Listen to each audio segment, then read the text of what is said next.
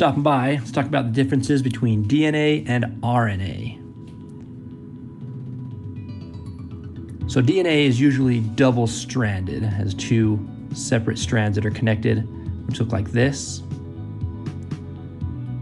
while RNA is single-stranded most of the time, looking like this.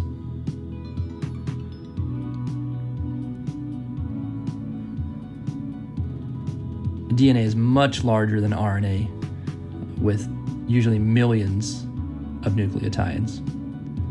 And RNA is, of course, smaller, with hundreds to thousands of nucleotides and sometimes tens of thousands. DNA has a deoxyribose sugar. That's why it's called deoxyribonucleic acid. Its sugar structure looks like this. And in DNA, of course, it has the phosphate group and the nitrogenous base. And this carbon here is missing the oxygen. As you'll see with our RNA, which has a ribose sugar, looking like this, again with the phosphate group and the nitrogenous base. And this carbon here, the number 2 carbon, has an oxygen attached to it.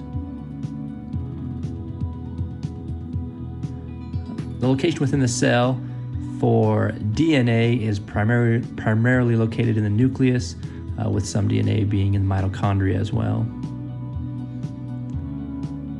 For RNA, while some is in the nucleus, most of your RNA is in the cytosol and in the ribosomes throughout the cytosol.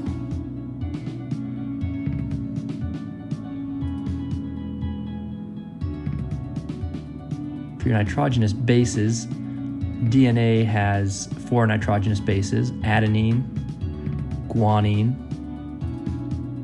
cytosine, and thymine. And RNA also has 4 bases: adenine, guanine, cytosine, and uracil.